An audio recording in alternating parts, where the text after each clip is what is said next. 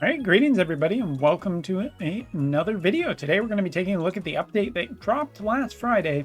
And the reason why I'm kind of late on this is just because I've been doing other things. It's not a surprise to people what I'm probably playing, but to start, I want to talk a little bit about background farming, which for the most part is an absolutely probably the one saving grace that has, or at least the thing that has saved Wotv the most. Like, for a while there, a lot of people were incredibly, tired of Wotv and whatnot, and background farming was one of those updates that really went a long way into making the game way more palatable for people and keeping people around. And Wotv always could use more of those style of updates, mainly because, well, see my other video if you really want to know. But I do want to open this video with a kind of slightly long story talking about a recent experience where recently on JP we have this event. It's a box style event or judgment style event or whatever it's called on global, where you do this, you get boss tickets, you fight the boss, and you use the tokens to pull the rewards out of it. The boxes and the random anyway. And now auto farming is allowed with this, and basically you're able to set it up and just use all of your stamina over the course of multiple hours. And it runs through this thing of basically timing out, from the minute that you start the play button to how long it takes for your characters to kill. And then it presents you with this screen at the end, giving you a time frame and a number of points for this content. And you get it basically like, this is going to be the cycle, and it's going to run for this many hours and however much stamina you put in. As you can see, currently, I don't have that much. So it works exactly like this. 7 minutes of content. But anyway, Wotv recently has had a few updates that have put the game into kind of a terrible state, where now, when Wotv sometimes loads in, it just gets these black screens, and I am on the most recent version of Android, so I can't really say what causes it. It happens sometimes on emulator, and it happens sometimes on the phone, and there's no rhyme or reason to when it starts and what starts it. But anyway, the other day I was trying to do this, and I realized it went into a black screen, and as I pressed the start button, I didn't think too much about it because I figured, hey, it will start timing when it actually loads in, right? Incorrect, apparently. The black screen actually ate up a shitload of time and led to an 8-minute and 49-second cycle. Not really a big deal, since you can eventually just, hit the redo button. But I have to say, I'm kind of surprised that there isn't a redundancy against that, when it very clearly wasn't my device that was the issue, and it's very much something to do with the program. But hey, standards in Wotv have dropped a fair bit. So that's my, I guess, story to open this video. And whether or not it's interesting, yeah, I don't know. But anyway, we're coming up on the mid-month update for JP, which will be some quality of life. Although, as we've covered before, there ain't really that many big quality of life improvements that seem to be on very near horizon. And what is coming is, so-so. So, but that probably is going to be a White Day character, a male character, and almost certainly a UR story-related character. So that's probably what we'll get for news. That news should be dropping tomorrow, since, well, it's not happening today because there's nothing happening today. Anyway, so there's that. Do with what you will, and we'll talk about it more later. But anyway, continuing on, this new event for Final Fantasy XIII, the box event, comes with the Chocobo Chick accessory, which I didn't talk about too much before, but so far it looks like its shield and barrier versions are the best, as they usually are. Vitality usually doesn't quite get there. Condition for all of the FF13 characters is Human Killer Up with AoE attack resistance. And each of the characters gets their own little special bonus, which is kind of nice. Basically 30% magic up and spirit up for hope, elemental chain resistance and HP up for snow, attack up and AoE resistance. I do believe that is lightning, or no, that might be fang. And increase critical damage resistance of 10 for the other one. So yeah, it's a pretty decent accessory, and if you're into the FF13 characters, it's pretty beneficial to get this piece of equipment and upgrade it. So cool.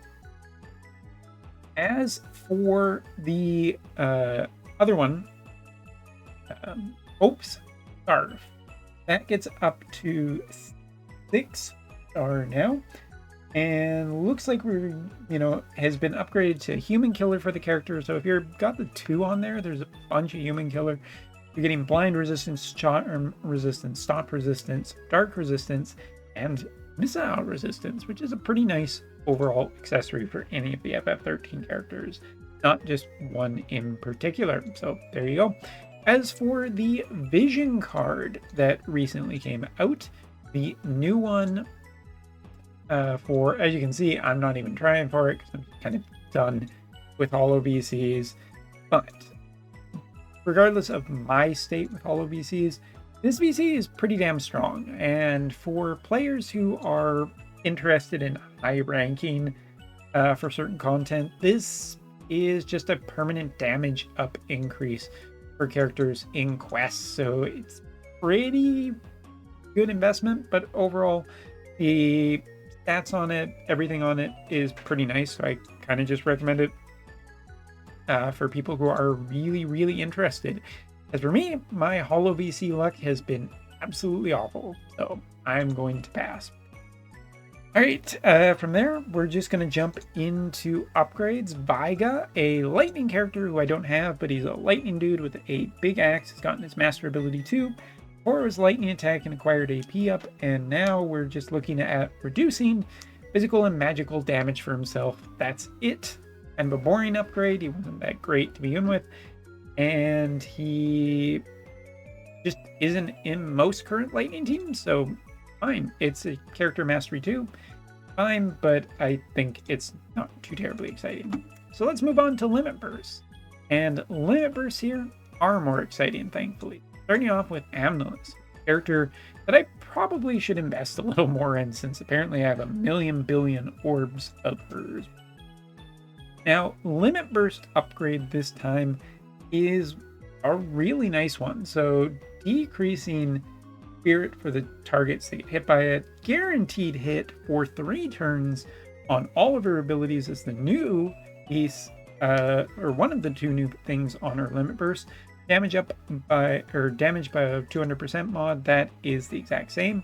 And also decrease skill activation time by 250 for 4 turns. So her Limit Burst has essentially gotten basically everything it could possibly want. It makes her overall kit more accurate, which is generally nice. And yes, sure hit evade is a thing, but it's not on all the characters, so bad news for some of them. As for decreasing skill activation time, that's just really good across her kit. Not only for her main job, but also for Scholar too. So there's a double benefit here that I think is nice. And I'm more than tempted myself to take the plunge and just get her upgraded, because she seems pretty good. Only had a ice magic tank to really kind of pair with her. Shame. All right, next up. Speaking of ice, let's jump over to ice, to a character that, as you can see, I put a shootload of effort into him. How many? Oh, we got quite a few. All right, Limit Burst upgrade here. And this is another really big one. So before, it was decreased defense penetration and a disable effect on a single target. And its range has not improved. Its AP cost is down to 33 now. Decreases slash resistance by 38%. Defense penetration stays at 40. Mod is up to 240 on it, so it is a fair bit stronger.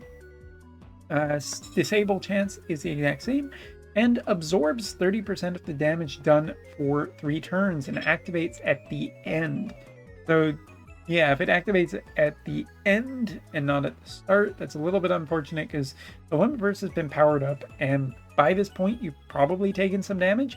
So even though you could potentially get this off of a fair amount of his other abilities, and his other abilities will be generally strengthened by his Limit Burst up, I just don't see it really there. Valric has always been kind of just okay in a sea of potentially great characters, and I don't see this Limit Burst really making that big of a difference because at the end of the day, you put a great Limit Burst on a mid-tier character and it improves them, but the problem is that they kind of need to survive to actually get there.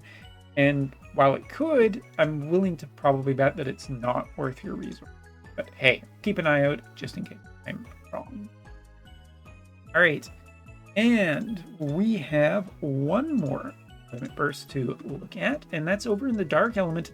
Good old Ruin Stern, who has been around a fair amount of time. He has been a character that is still used in Dark Elemental teams just because he's just kind of standard. And before it was just absorb HP, 200% mod, fairly limited range, 49 AP. It was pretty heavy costed, but he did use this ability, which is important to note. We're looking at a range increase by, it looks like 2 by my count, 33 AP cost, which means it's down from 49, which is, you know, much better than it used to be. It's still not great, but it is cheaper, which means he is more likely to cast it. Now, this is actually giving a bunch of different stuff. So 200% chance for physical damage increase for 3 turns, so it is powering up his other abilities. He does get ignore a fatal bout of damage for himself. He is still absorbing damage, but it's up 240%, previously only at 200%. And it's upgrading a couple of his skills too, which looks like Hazard Slash, which, cool. Taking a look at it, that's his large AoE. For people who are not in the know, it is a decrease in defense by 30 and decrease healing power on large AoE. As of on Wotv Calc, it's not showing it. It looks like it has been upgraded to remove the HP reduction now, but I wouldn't be surprised if there's something else on here that's just not showing up in Wotv Calc, because I have heard Wotv Calc is slightly not updating properly because something broke somewhere. I'm just gonna take a peek on another source right here.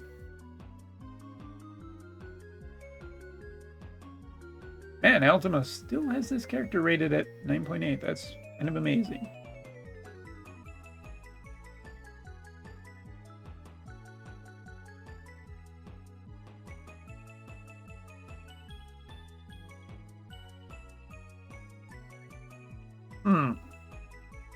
I'm not too sure. Maybe it's something worth looking into if I wanted to throw the resources at him.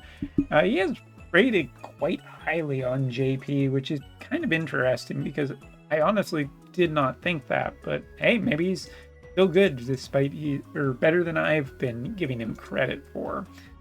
Maybe even better than Wingstern. Curious that. Anyway, so that's a look at JP and JP's update.